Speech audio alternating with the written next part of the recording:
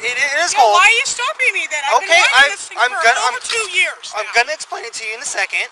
We're stopping you because you're on the sidewalk with it. Yeah, you rode because through it a is crosswalk. it's like Ira's.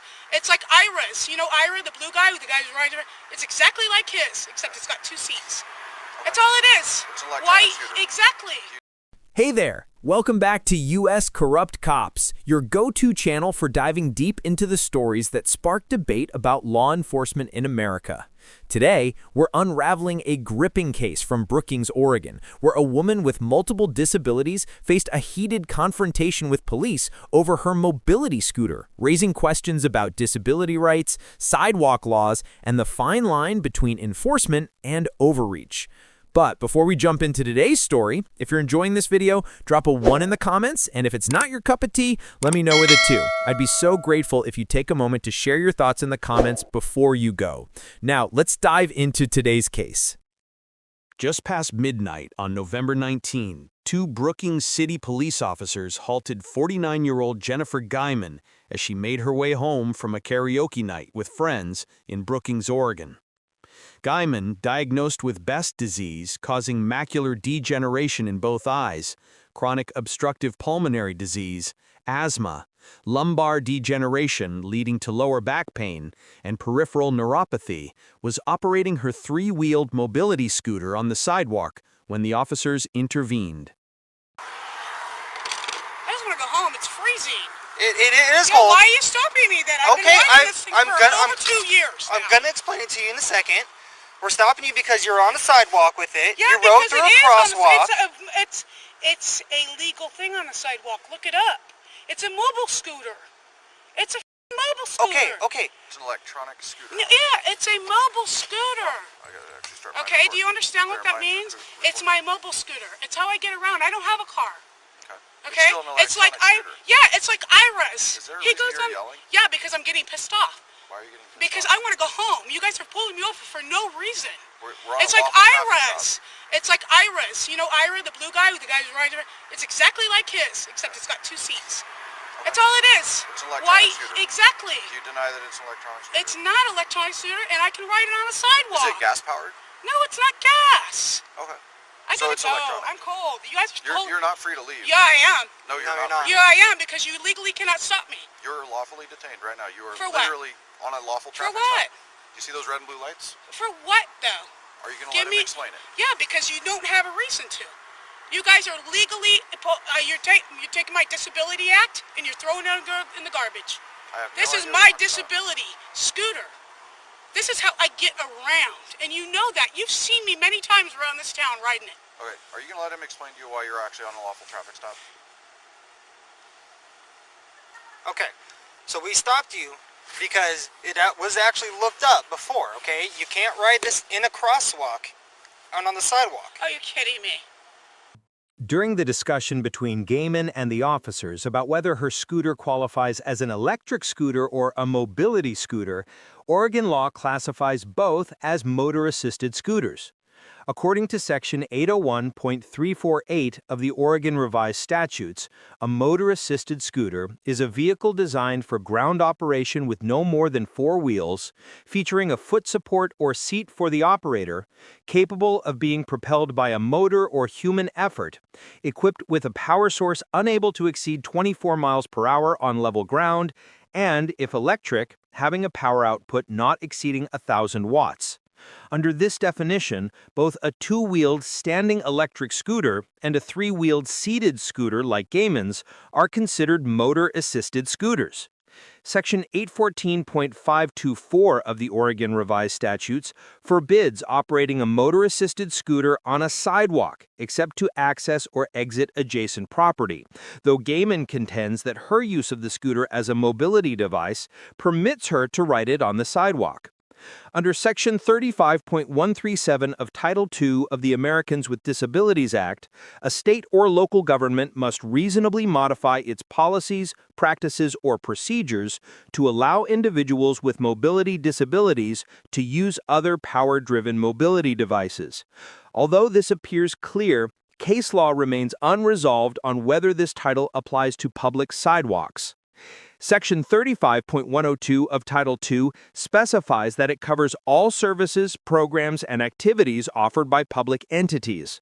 In the 2002 case of Barden versus City of Sacramento, the Federal Ninth Circuit Court of Appeals ruled that maintaining accessible public sidewalks for individuals with disabilities is a normal governmental function and thus falls under Title II. Conversely, in the 2010 case of Frame versus City of Arlington, the Fifth Circuit Court of Appeals determined that sidewalks, curbs, and parking lots do not constitute Title II services, programs, or activities.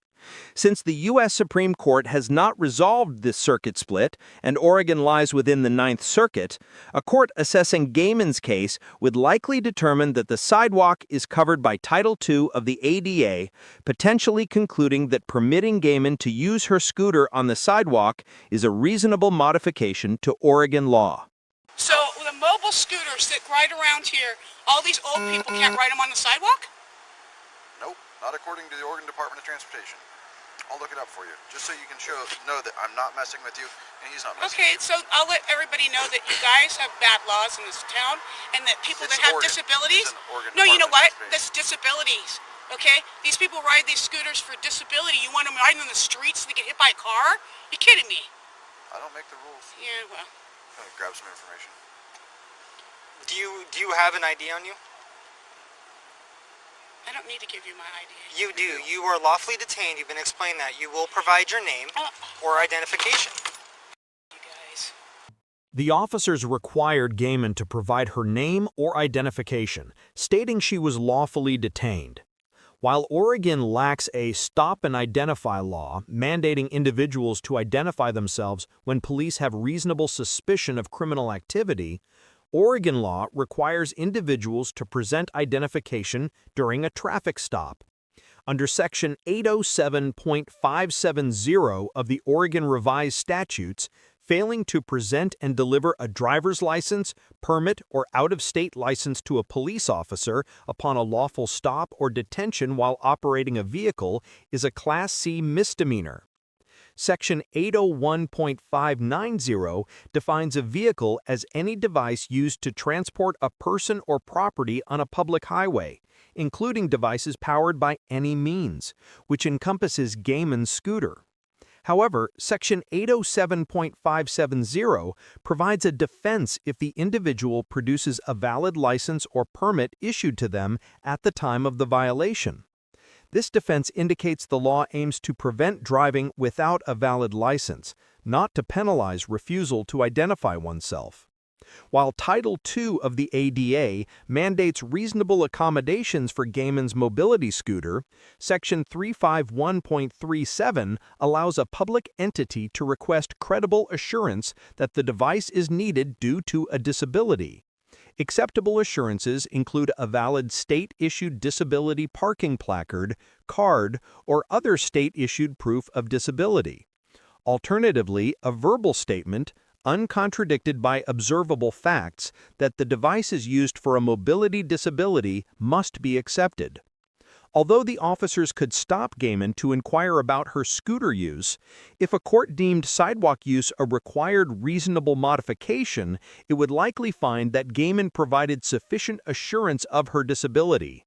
Is there a reason? Because I want to get home. It's cold and you guys are with me, and you guys see me writing this many times, and you know it. There's my ID. I've never seen you riding this around. Yes, you have. Can I please get my ID back now? No, you will get it back once we finish. You asked me to show you what the rules were. No, I just want to go. I can look them up myself. No. I'm cold and I want to go and Nope. shower. Oh, really? Senator about California, UT Oregon. I have no warrants. I have nothing. Copy. Thank you. Give me back my ID. No, you are not free to go right now. You're not free to go until we are finished. I'm finished with you. I'm not going to say one more word to you. And I can't look at that because I can't see your phone. Okay. So, in Oregon, since this is a electronic scooter, you're not allowed to have passengers on it. That's one rule. You are It's got required two to wear a seats. helmet. No, you don't. You are. You are not allowed to ride it on sidewalks, and you're not allowed to ride it in crosswalks. All right? An officer informed Gaiman that she could not ride her scooter in crosswalks, carry passengers, or operate it without a helmet. Section 814.528 of the Oregon Revised Statutes prohibits operating a motor-assisted scooter in a crosswalk, requiring the operator to walk the scooter, but explicitly exempts individuals with disabilities, stating that this rule does not apply to a person with a disability operating a motor-assisted scooter in a crosswalk. While Gaiman's disability allowed her to ride her scooter in a crosswalk, the officer's other claims hold some validity. Section 814.530 prohibits carrying another person on a motor-assisted scooter, and Section 814.534 mandates that operators wear protective headgear on highways or public premises. An exception to the helmet requirement exists for religious beliefs or practices, but none exists for disabilities. The interaction between Title II of the ADA and these laws is complex, and while the city must reasonably modify rules to allow Gaiman's scooter use, the ADA does not permit unrestricted operation. A connection between the disability and the requested modification is generally required, and it is unlikely that exemptions from helmet or passenger rules would be necessary due to Gaiman's disability. No specific case law addresses this, but a judge would likely find it unreasonable to exempt Gaiman from these laws based on her disability. When Gaiman requested her ID back, the officers stated the stop was ongoing, and over the next 15 minutes, they issued her multiple citations. No, I just... Oh, I'll go ahead and explain it. No, I know. I've had a citation. So here's the deal. I'm going to do Thank my job. You. No, I don't need your job. Okay. You're not doing your job, though. Do my job. You're not serving protecting because listen to those people So up I'm there trying to issue a screaming citation and right shit. now, and Okay, you're okay, berating come me, on, hurry up. which is actually causing me to pay more attention and address Hurry up. your aggressiveness, which is Hurry the preventing me from doing my job. Yeah, just for... So if you try to reach and grab something out of my hand again, you're going to go to jail tonight. Hurry the You're a up. police officer. You understand that? Hurry the up. Okay. That was your warning.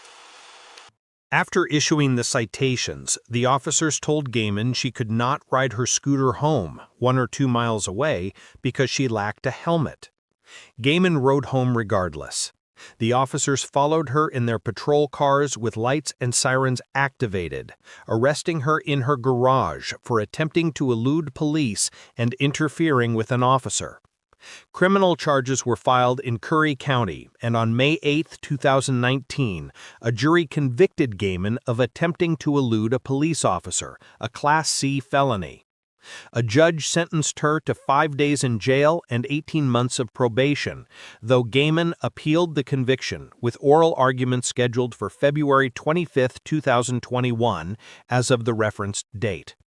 On March 17, 2020, Gaiman filed a lawsuit in the Federal District Court for the District of Oregon, alleging unlawful detention and arrest without probable cause, violating the 4th and 14th Amendments, and discrimination based on her disability under Title II of the Americans with Disabilities Act, alongside claims of assault, battery, intentional infliction of emotional distress, and false arrest. The lawsuit seeks $500,000 in compensatory damages and additional punitive damages to be determined at trial. Thank you for being one of the few who stuck around until the very end. If you found today's video eye-opening or meaningful, please give it a like. And if you feel it's worth sharing, pass it along to your friends. I'd love to hear your thoughts on these incidents. Drop them in the comments below. See you all tomorrow for another deep dive.